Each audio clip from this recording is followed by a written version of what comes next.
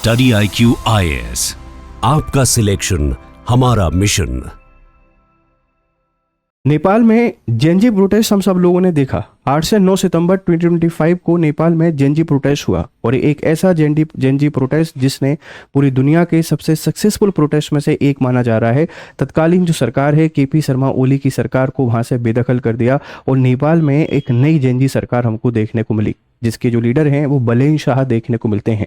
नेपाल जो बहुत बड़े स्तर पर झुलसा था, बहुत लंबी लड़ाई जिसने देखी थी, आज एक बार फिर से जल रहा है। ये इमेजेस आपके माइंड में बहुत सारी बातें बयां करती हैं कि नेपाल में किस तरीके से हमको प्रोटेस्ट देखने को मिला था और व्यवस्थाओं को बदला गया था, सरकार को बदला गया था। लेकिन यही नेपाल एक बार फिर से जल रहा है और फिर से क्यों जल रहा है, इसके पीछे के लिए आप जरा इस स्लाइड को यहाँ पर देखिए। ये आधुनिक नेपाल की, वर्तमान नेपाल की अभी की एक इमेज है जो नेपाल में कम्युनल वायलेंस को बढ़ावा दे रहे हैं या नेपाल में जो कम्युनल वायलेंस हुआ है उसकी साक्षी बन रही है। ऐसा क्या हुआ कि जो नेपाल कुछ महीने पहले ही जेनजी प्रोटेस्ट हुआ था, जो सब कुछ सही करने की कोशिश कर रहे थे, जिनका दावा था हम सब कुछ सही कर देंगे, लेकिन फिर से एक बार क्यों सुलझा, क्यों यहाँ पर हमको जला हुआ पाया गया, क्यों नेपाल फिर से हमको उलझा हुआ पाया गया, ये क्यों हो रहा है, इसको समझने की कोशिश करेंगे। इसी के साथ में समझेंगे कि भारत के लिए किस तरीके से इम्पॉर्टेंट है। चाइना का जो डायमेंशन है वो चाइना के डायमेंशन को भी समझने की कोशिश करेंगे। इसको समझने के लिए आप इस पीछे वाली स्लाइड को देखिए कि घटना एक्चुअल में हुई क्या है।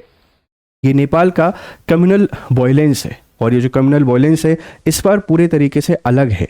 ये नेपाल की जो बेसिक पॉपुलेशन है या ओरिजिनल नेपाली जो पहाड़ी हैं उनके बीच में और तराई के मधेसी के बीच की लड़ाई नहीं है। ये लड़ाई दो अलग ग्रुपों के बीच में देखने को मिलती है, जिसमें एक ग्रुप आपको मधेसी देखने को मिलेंगे और दूसरा ग्रुप यहाँ पे मुस्लिम देखने को मिलेंगे। अब एक सवाल हर किसी के मन में चल रहा होगा कि ये कैसे हुआ।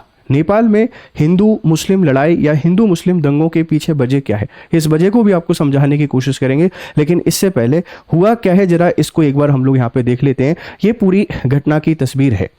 26 जुलाई 2026 को सुनसरी जिले के देवगंज कप्तानगंज में धार्मिक उत्सव को लेकर हिंदू और मुस्लिम समूह के बीच शुरू हुआ विवाद जल्दी ही हिंसक झड़पों में यहाँ पे बदल गया है। एक धार्मिक विवाद हुआ नेपाल में, सांप्रदायिक विवाद, वो भी हिंदू और मुस्लिम के बीच में। वजह क्या है, बहुत बड़ी वजह है। लेकिन पहले ये क्षेत्र याद रखिएगा कि सुनसरी जिले के देवगंज, जिसको कप्तानगंज में भी जानते हैं, यहाँ पर एक धार्मिक उत्सव था। आप सबको पता है कि सावन का पवित्र महीना चल रहा है और सावन के पवित्र महीने में हिंदू अपना बहुत बड़ा उत्सव सेलिब्रेट करते हैं। भगवान शिव को जल चढ़ाने की परंपरा, जिसको कावड़ यात्रा के नाम से जानते हैं। नेपाल में भी ऐसा ही कुछ यहाँ पर हो रहा था। हिंसा का प्रसार सुनसरी से शुरू हुआ ये तनाव मधेश प्रांत के सरलाही, धनुषा, सराहा और सप्तरी जिलों तक यहाँ पे फैल गया है। ये मैप आपको यहाँ पे बता रहा है कि जो नेपाल का आप कह सकते हैं सबसे दक्षिणी हिस्सा जो भारत के साथ बॉर्डर शेयर करता है, जिसमें सुनसरी है, जहां पर कावड़ यात्रा आपके पास चल रही थी, यहां से डिस्प्यूट शुरू हुआ। उसके बाद ये मोरंग में फैल गया, फिर ये सिरहा में चला गया। एक 19 इयर्स का जो बच्चा है इसकी डेथ हो गई है। फिर धनसुआ में ये पहुंच गया। एक ऐसी स्थिति जहां पर 3 से ज़्यादा मौतें हो चुकी हैं। पुलिस जब इसको कंट्रोल करने के आई और इसके अलावा एक बहुत बड़ा कम्युनल वायलेंस हमको देखने को मिल रहा है, जिसने नेपाल को पूरे तरीके से हिला के रख दिया है। अब इसकी वजह को समझने की कोशिश करते हैं कि भाई ये वजह हमको क्यों दिखाई देती है, ऐसा क्यों हो रहा है, जरा इसको समझिए। देखिए, नेपाल में कम्युनल वायलेंस के पीछे की सबसे बड़ी वजह है यहाँ के जो मधेसी हैं वो मधेसी। क्यों? क्योंकि मधेसी नेपाल की आबादी में 40 से 50% की हिस्सेदारी रखते हैं और नेपाल हमेशा से एक हिंदू राष्ट्र रहा है। तो इनकी कोशिश है कि फिर से नेपाल को हिंदू राष्ट्र यहाँ पे बनाया जाए। अगर नेपाल को हिंदू राष्ट्र बनाएंगे तो सबसे ज़्यादा जो दिक्कत आएगी वहाँ रहने वाली मुस्लिम कम्युनिटी को है। और आप सब लोग जानते हैं कि मुस्लिम कम्युनिटी अपने आप को हमेशा प्रसार करने पर फोकस रखती है। अगर एक बार हिंदू राष्ट्र बना तो नॉन हिंदू जितने भी लोग हैं उन सबको यहाँ पर जाना पड़ेगा। अब सवाल आपके मन में चल सकता है कि नेपाल की जो लोकल पॉपुलेशन है वो भी तो इसका विरोध कर सकती है। वो नहीं करेगी, क्योंकि नेपाल में जितनी भी आबादी है, चाहे वो मधेसी जो तराई क्षेत्र में रहते हैं या पहाड़ी लोग, ये सब हिंदू हैं, क्योंकि नेपाल की आबादी में 82% की जो हिस्सेदारी है वो हिंदू की है। तो कह सकते हैं कि नेपाल एक तरीके से पूरा हिंदू राष्ट्र यहाँ पर हम समझ सकते हैं, या पूरे तरीके से अपने आप को हिंदू राष्ट्र घोषित कर सकता है। तो कम्युनल वायलेंस की पीछे की वजह क्या है कि मधेसियों के द्वारा जो बार बार मांग की जाती है हिंदू राष्ट्र की, उसको शायद मुस्लिम कम्युनिटी उतने बेहतर तरीके से डाइजेस्ट नहीं कर पाई। और जब कावड़ यात्रा यहाँ पे निकल रही थी, जिसमें डीजे और ढोल बजाए जा रहे थे, उसमें जो मुस्लिम वर्ग है उसके द्वारा पत्थरबाजी करना शुरू कर दिया और एक छोटी सी धार्मिक उत्सव को इतने बड़े वायलेंस में कन्वर्ट यहाँ पे कर दिया, जिसने नेपाल को फिर से जलने के लिए मजबूर कर दिया। हालांकि नेपाल के फिर से जलने के पीछे की वजह वहाँ के स्थानीय लोग, वहाँ की प्रशासन को भी मान रहे हैं कि जो बलेन शाह जेनजी प्रोटेस्ट के बाद पीएम बने, घटना होने के बाद उनके द्वारा कोई प्रतिक्रिया नहीं दी गई। वहाँ के जो होम मिनिस्टर हैं उनके द्वारा भी कोई एक्शन नहीं लिया गया, और जो पुलिस फोर्सेज हैं या उनके जो रिजर्व फोर्सेज हैं वो भी घटना घटित होने के बाद यहाँ पे आती हैं, जब स्थिति बहुत खराब हो जाती है। तो इसीलिए कहते हैं कि प्रशासन के बाहर रहकर सवाल खड़े करना और प्रशासन में आने के बाद चीज़ों को मैनेज करना दो बहुत अलग अलग चीज़ें हैं।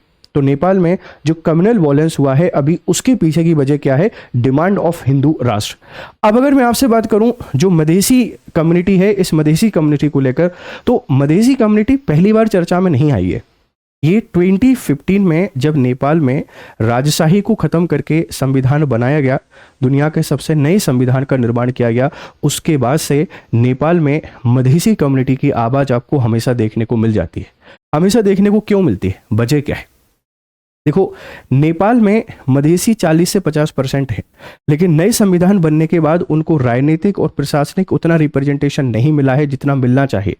उनकी जो कॉन्स्टिट्यूंसी क्षेत्र है, जो उनके निर्वाचन क्षेत्र हैं, वहाँ पर भी मधेसियों को इस तरीके से डिवाइड किया गया है कि उनका पॉलिटिकल रिप्रेजेंटेशन ना के बराबर रहे। यानी जो पूरा पॉलिटिकल रिप्रेजेंटेशन है लोकल, यानी पहाड़ी जो नेपाली हैं उनको दिया गया है, मधेसियों को नहीं दिया गया है। अब मधेसी जो ऐतिहासिक तौर से या ऐतिहासिक रूप से नेपाल में रह रहे हैं, वो अपने आप को अलग थलग यहाँ पर पाते हैं। तो 2015 में जब संविधान बना, उसके बाद से यहाँ मधेसियों के आंदोलन हमको देखने को मिले, जो नेपाल के पहाड़ी लोगों से संघर्ष दिखाई दिया, जो राजनीति और जॉब में जो मधेसी वर्ग है उस मधेसी वर्ग को रिप्रेजेंटेशन या प्रतिनिधित्व की बात यहाँ पे करते आए। लेकिन अभी की जो घटना है, ये सांप्रदायिक घटना है, इसका नेपाली, पहाड़ी और मधेसी से कोई यहाँ पे लेना देना नहीं है। उसके पीछे की वजह हमने आपको बता दी है। अब अगर मैं इसमें इंडिया के डिमेंशन को बताने की कोशिश करूं कि भारत का एंगल आप यहाँ पे कैसे समझ सकते हैं, आप समझिए कि जो वॉयलेंस हुआ है, ये सारा का सारा वॉयलेंस आपको इस वाले एरिया में देखने को मिलेगा जो भारत के साथ बॉर्डर शेयर करता है। यानी आप कह सकते हैं कि दक्षिण पूर्वी जो हिस्सा है, इस दक्षिण पूर्वी हिस्से में हिंसा हमको देखने को मिली है। इस पूरे हिस्से में मधेसी वर्ग बहुत बड़े स्तर पर रहता है, और मधेसियों का भारत से, यानी नेपाल और भारत का रोटी बेटी का रिश्ता है। इस रोटी बेटी रिश्ते को आप ऐसे समझ सकते हैं कि मधेसी वर्ग जो शादी करता है वो भारत की जो बच्चियां हैं यहीं से शादी करके ले जाते हैं। तो इसको खत्म करना चाहती है नेपाल की सरकार। एक डिमेंशन आप ऐसे भी देख सकते हैं कि इस वाले एरिया में जो ओपन बॉर्डर है, इस ओपन बॉर्डर को क्लोज करें। भारत के साथ इनके जो वैवाहिक संबंध हैं, इन वैवाहिक संबंधों को खत्म करने के लिए क्या यहाँ पर एक कम्युनल प्रोटेस्ट कराने की कोशिश की गई है कि क्या इसमें खुद नेपाल सरकार का इन्वॉल्वमेंट है? मुझे तो ऐसी कोई साजिश लगती है। क्यों? क्योंकि भारत और नेपाल यहाँ पर ओपन बॉर्डर शेयर करते हैं। इस ओपन बॉर्डर को बंद करें, क्योंकि भारत के प्रभाव में आकर शायद यहाँ पर हिंसाएं बढ़ रही हैं, ऐसा इनका कहना है। क्योंकि जब संविधान लागू हुआ तो उसके बाद से इन्होंने एक बड़ा बदलाव किया कि मधेसी अगर भारत की बेटियों से शादी करते हैं तो शादी के 7 साल तक उनको नागरिकता नहीं मिलेगी, संपत्ति, वोटिंग या दूसरे किसी प्रकार के अधिकार नहीं मिलेंगे। इसको लेकर भी मधेसियों में हमेशा से गुस्सा रहता है। क्यों? क्योंकि मधेसी वर्ग के भारत से प्राचीन ऐतिहासिक, सामाजिक और सांस्कृतिक संबंध हैं। व्यापार की बात करें, शादी की बात करें, सब कुछ ये तराई क्षेत्र में रहने वाली भारतीय जो आबादी है इसी के साथ करते हैं, और दोनों के बीच में बहुत ही इंपॉर्टेंट कल्चरल रिलेशन है। पहला डिमेंशन। दूसरा, क्या आपको ऐसा नहीं लगता कि जो चाइना है, ये चाइना ऊपर के क्षेत्रों में तो इनका इन्फ्लुएंस ज़्यादा है, अपने इन्फ्लुएंस को बढ़ाने के लिए दक्षिणी जो नेपाल वाला हिस्सा है, यहाँ पर वॉयलेंस को बार बार बढ़ावा दे रहा है। किसी तरीके से हिंसा यहाँ पर बढ़ती रहे और हिंसा यहाँ पर बढ़े, इनका जो पूरा का पूरा आरोप है ये भारत के ऊपर डाला जा सकता है, जिसके कारण भारत और नेपाल के बीच में तलखी बनी रहे और इसका फ़ायदा कौन उठाए? नेपाल उठाए। फिर नेपाल आएगा, इसका फ़ायदा कौन उठाए? चाइना उठाए। और चाइना इस एरिया में आके डेवलपमेंट करे और डेवलपमेंट करके अपनी पहुंच यहाँ पे बढ़ाए, जिससे भारत का जो सीमा है, इस सीमा पर एक बहुत बड़ा चाइनीज़ खतरा हमको देखने को मिले। तो पहली जो साजिश है वो नेपाल की, ये भी बहुत सही समझ में आती है। दूसरी जो साजिश है चाइना की, कि चाइना भारत पे हमेशा सीमा विवाद बनाए रखना चाहता है, इसीलिए नेपाल में उसका इतना इंटरेस्ट है। और ये सारी चीज़ें कब से होना शुरू होती हैं? जब से 2015 में केपी शर्मा ओली की सरकार आती है, प्रो चाइनीज सरकार आती है, उसके बाद ये सब हमको बहुत बड़े स्तर पर देखने को मिलता है। अब मुस्लिम वर्ग है तो यहाँ एक पाकिस्तान का एंगल भी हमको छुपा हुआ देखने को मिल सकता है कि क्या पाकिस्तान ये छोटी सी साजिश कर रहा है भारत के खिलाफ, जिस तरीके से बलूचिस्तान और अफगानिस्तान में इनडायरेक्टली भारत का हम नाम लेते हैं या भारत की इंटेलिजेंस शामिल रहती है।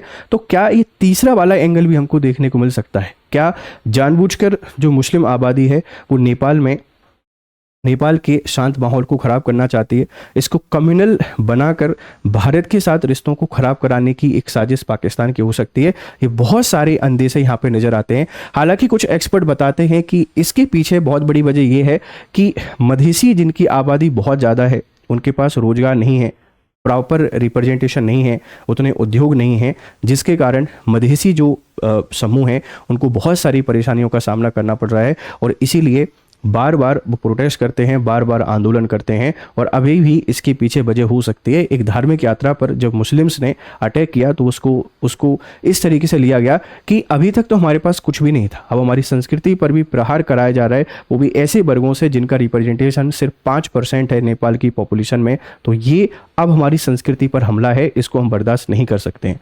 तो जो नेपाल एक जेनजी प्रोटेस्ट के बाद जला था, अब फिर से जल रहा है कम्युनल वॉयलेंस के कारण। और यहाँ चर्चा में है मधेसी तराई क्षेत्र में रहने वाली एक बहुत ही इंपॉर्टेंट आप कह सकते हैं समुदाय है, जो भारत और नेपाल दोनों के बीच में सांस्कृतिक और ऐतिहासिक संबंधों को बनाए रखने में इंपॉर्टेंट भूमिका निभाता है। अब घटना जो भी हो, बलेन शाह को अब स्ट्रिक्ट एक्शन यहाँ पे लेना चाहिए। इसी के साथ में भारत सरकार को भी यहाँ बहुत सीरियसली अपना ध्यान देना चाहिए, क्योंकि नेपाल और भारत के बीच में ओपन बॉर्डर है। यहाँ किसी भी तरीके की घटना घटित होती है, चाइना का प्रभुत्व बढ़ता है, पाकिस्तान का प्रभुत्व बढ़ता है, भारत के सीमा विवादों के लिए एक नई परेशानी हमको देखने को मिल सकती है। क्योंकि हम वैसे भी जैसे डोकलाम क्षेत्र की बात करें या काला पानी नदी की हम लोग बात करें, इसको लेकर नेपाल के कंसर्न राइज होते ही रहते हैं। एक और हमको मुद्दा देखने को मिल रहा है, तो उम्मीद है कि सब कुछ बेहतर होगा, नेपाल में शांति आएगी और भारत और नेपाल के बीच के रिश्तों को खराब करने की जो लोग साजिश कर रहे हैं उनके मंसूबे पर पानी यहाँ पर फिरेगा। आपको कैसा लगा एनालिसिस? आपका फीडबैक हमको जरूर दीजिए। और हम भी चाहेंगे कि हर जगह सिर्फ और शांति, पीस होनी चाहिए, जिससे हर देश एक बेहतर तरीके से आगे बढ़ सके। आप अगर यूपीएससी की तैयारी कर रहे हैं तो आप मुझसे जुड़ सकते हैं। और मुझसे जुड़ने के लिए आपने क्या करना है, आपने यहाँ आना है। ये टेलीग्राम चैनल है, साथ में आप हमारे यूपीएससी के कोर्सेज में जुड़ सकते हैं। ठीक है, सामान्य अध्ययन हमारे जो P2I बैचेस हैं इसमें जुड़िए और GRS लाइव कोड का यूज़ करके आप मैक्सिमम डिस्काउंट यहाँ पे हासिल कर सकते हैं और बहुत बेहतर तरीके से पढ़ाई कर सकते हैं। Thank you very much, have a nice time, good day to all, bye bye. Study IQ IAS, आपका सिलेक्शन हमारा मिशन।